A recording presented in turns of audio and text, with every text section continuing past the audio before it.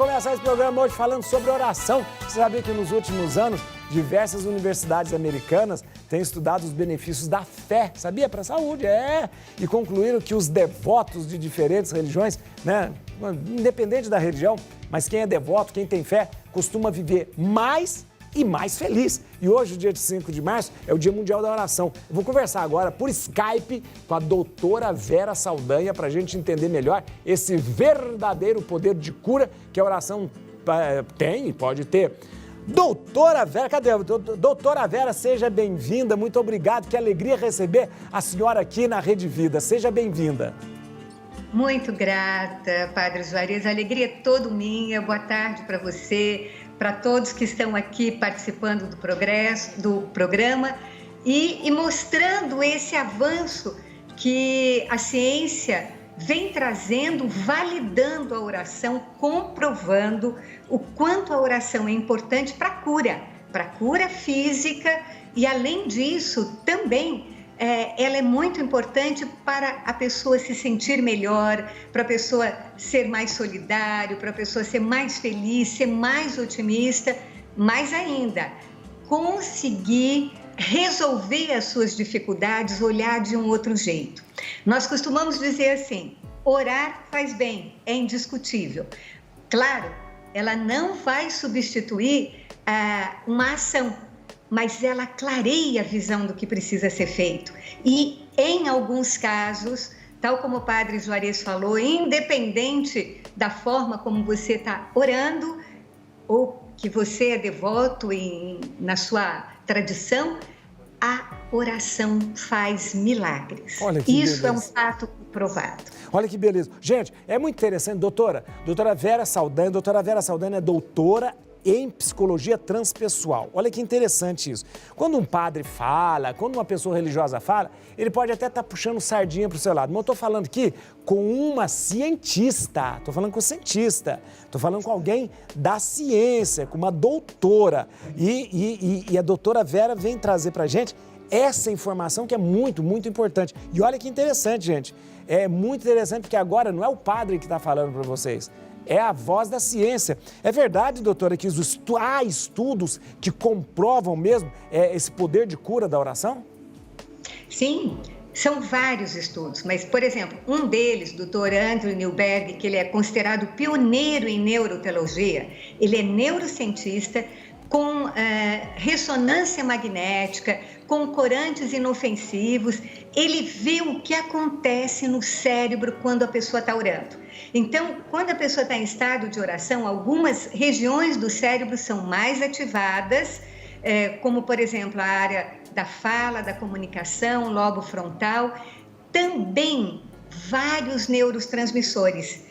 E é importante isso para que todos saibam, os neurotransmissores, eles vão para todo o nosso organismo, eles são responsáveis por funções vitais, como cognição, respiração, pressão arterial, aprendizagem, estados de humor, depressão, eles estão por todos os corpos. Eles são mensageiros químicos importantíssimos. E durante a oração, esses mensageiros, eles migram, eles otimizam todas essas funções. Existe, por exemplo, estudos que foram feitos pelo Dr. Newberg com pessoas que tinham comprometimento de memória. E num programa de 8 semanas, com ressonância, ele vê o resultado do cérebro antes e o resultado do cérebro depois. Alguns estudos, por exemplo, de freiras que tiveram longevidade, que tinham uma vida saudável na sua comunidade, mas elas tinham uma prática de oração diária. Após a sua morte, se constatou que elas tinham muitos cristais, núcleos sedimentados no cérebro, que diriam que elas tinham Alzheimer, que elas estavam comprometidas. E, no entanto, elas nunca tiveram nenhuma função cognitiva, motora comprometida. Então, veja a importância da oração para ela realmente restaurar o equilíbrio do nosso corpo físico e também das nossas emoções. Nossa, impressionante. Essa informação é impressionante porque mesmo tendo tipo uma degeneração ou uma predisposição à degeneração que causa o Alzheimer, a gente tinha ali uma função que superou tudo isso. Impressionante. Doutora, eu já li alguns estudos sobre a questão da imunidade. Diz também que o sistema imunológico é reforçado também com uma vida de oração, né? Sim, sim. Esses neurotransmissores, eles são múltiplos, né? Tem mais de 18 classificações. Eles, por exemplo, são aqueles que geram endorfinas, beta-endorfinas, que aumentam as defesas do nosso sistema imunológico, porque todo o nosso sistema imunológico ele está relacionado às nossas glândulas, ao nosso sistema nervoso central e nosso sistema nervoso autônomo. Esses neurotransmissores, eles não estão só no cérebro, eles estão também, vamos dizer, em direção a todas essas glândulas, em direção a toda essa região do nosso coração, onde tem a glândula do timo, onde aumenta a nossa imunidade. Então, a oração nos faz, sim, aumentar a imunidade. Por exemplo, um dos trabalhos pioneiros também em pesquisas são com pacientes de câncer. E o que se percebe? Muitos que tinham um prognóstico muito ruim conseguem reverter a doença ou, quando não reverte, eles têm um aumento da sobrevida muito grande e sem dores terríveis que eles estariam fadados dentro de uma visão da medicina. O comprometimento dele diria, olha, você vai viver pouco tempo e com muita dor. Essas pessoas de fé, de oração, vivem muito tempo e com menos.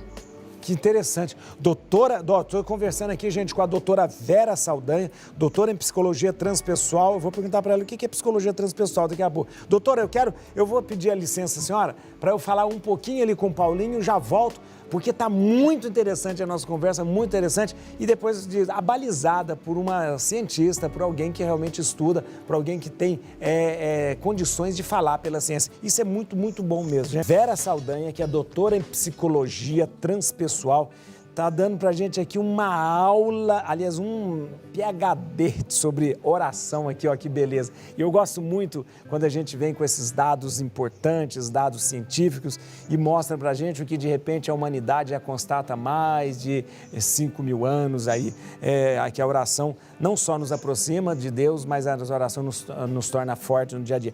Doutora Vera, o que é psicologia transpessoal? Bom, para responder essa pergunta antes, eu vou contar rapidamente uma outra pesquisa do Dr. Andrew Newberg, com um grupo de freiras orando, e em que determinado momento uma região do cérebro ficou totalmente inativada, a região do cérebro que faz nós nos identificarmos como indivíduo, como pessoa diferente, distante do outro. Sim. Essa região ficou inativada. E justamente no momento em que essas freiras oravam e sentiam uma verdadeira unidade com Deus, como se o eu desaparecesse. Olha. Então, ela se sentindo em unidade, em união com Deus. Esse sentimento de unidade, ele é experienciado em alguns tipos de oração, em alguns tipos de meditação. Aliás, os resultados, tanto para a meditação quanto para a oração, são iguais. Sim. E veja, quando você me pergunta o que é psicologia transpessoal, a psicologia transpessoal é a área da psicologia que estuda esses estados mais elevados de consciência, estuda essas experiências da unidade. A psicologia convencional, ela estuda por que aquele homem adoeceu, como ele adoeceu e como vão tratar a doença dele. E é muito importante. Sim. E ajudou muito. A psicologia transpessoal, ela vai um pouco além.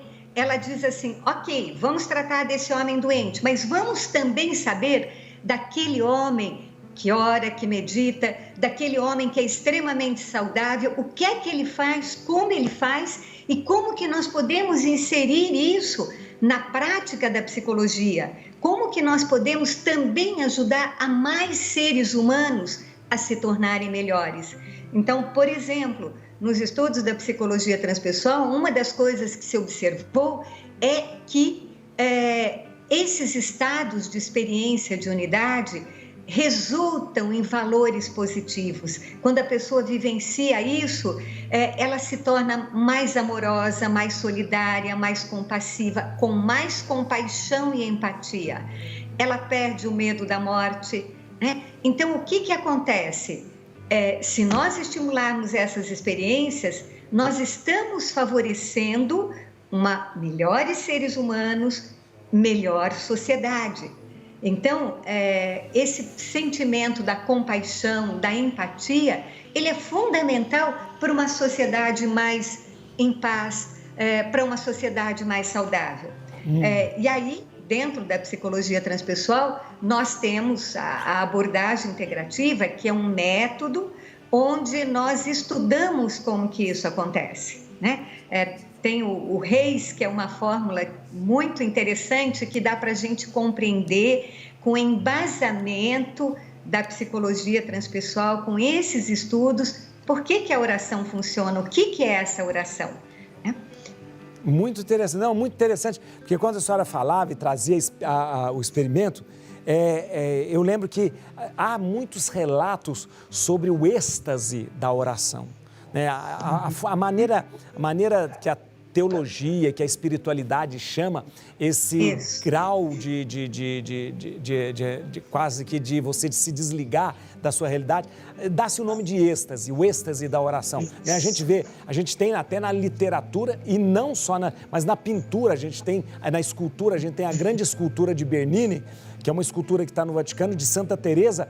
O êxtase de Santa Teresa é visível no seu rosto, que ela se desliga completamente, ela deixa de ser ela para estar ligada a algo superior. Impressionante. Isso é muito interessante mesmo, né? Porque essa coisa de desligar da individualidade e passar a ser um com o resto do mundo, com o próprio Deus. Isso, com unidade, deixa de ter separação. Eu e o outro, eu e o objeto, né? A gente realmente tem essa experiência de unidade. E você falou de Santa Teresa, tem alguns livros sobre essa antologia do êxtase, de São João da Cruz, sim. Santa Teresa d'Ávila. Essa morada interior, ela falava do castelo interior.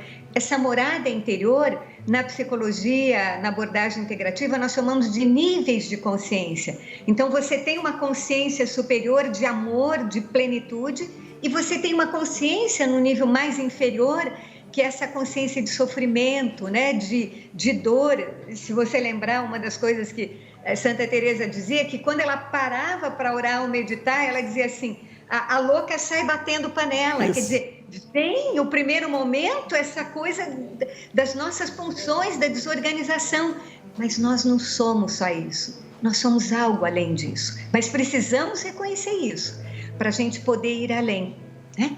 Então, esses estudos que antes eram reservados só à espiritualidade, às tradições, felizmente hoje se traz para a ciência, não para negar, muito ao contrário, para validá-los e para dizer, olha, isso é da nossa humanidade. Se nós nos empenharmos, e aí alguns ingredientes da oração, como por exemplo, a gratidão, a fé, o amor, se nós caminharmos com fé, com gratidão, com amor, nós vamos estar fazendo oração no nosso caminho, naquilo que nós trabalhamos, naquilo que nós brincamos, naquilo que nós nos relacionamos, e vamos estar trazendo um mundo melhor. Que bonito, muito bonito.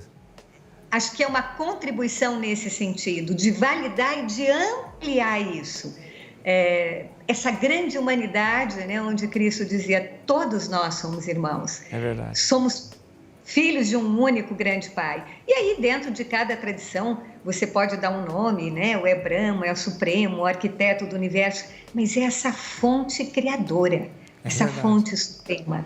Na verdade, a espiritualidade, o homem é um ser de espiritualidade, né? O homem, antes mesmo do homem conhecer e de ter qualquer coisa, qualquer lei revelada, ele já sentiu uma ligação com o sagrado, né? Para a história mostra, existe uma ligação com o sagrado quase que inexplicável, né, doutora? É interessante, né? Tem um livro que fala do estudo de Plutarco, tentando descobrir a origem da oração. Então, ele conta que você pode encontrar civilização sem arte, você pode encontrar civilização sem qualquer vestígio de conhecimento, mas não existe civilização que não tenha deixado vestígios dessa busca do sagrado. Né? Não importa de que maneira isso foi. Então, sim, somos seres espirituais que habitamos um templo sagrado, como Paulo dizia, né? Então, esse corpo é um templo sagrado. Não é o corpo que tem um espírito, é o espírito que tem um corpo. E aqui estamos nessa oportunidade maravilhosa, e talvez nesse momento onde se fala de tanto sofrimento, tanta dor, acho que é uma grande oportunidade para que todos esses elementos que ajudam nós a olharmos para o sofrimento de uma outra forma, a ter resiliência, a ter as ações daquilo que precisa ser feito, ter essa visão, é uma grande oportunidade, né? Talvez de resgatar essa força que é a espiritualidade, independente da forma como o indivíduo deseja praticar. O próprio cristão Thomas Merton, ele falava que quando ele respira, ele está orando. É verdade, né? É verdade.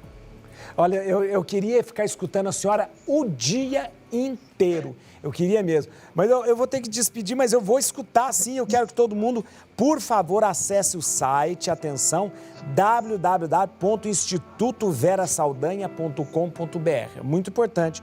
Olha, que quer continuar, quer conversar, quer entrar em contato com a doutora Vera Saldanha, olha, para palestras, para momentos de que você possa trazer, levar ela para vários lugares.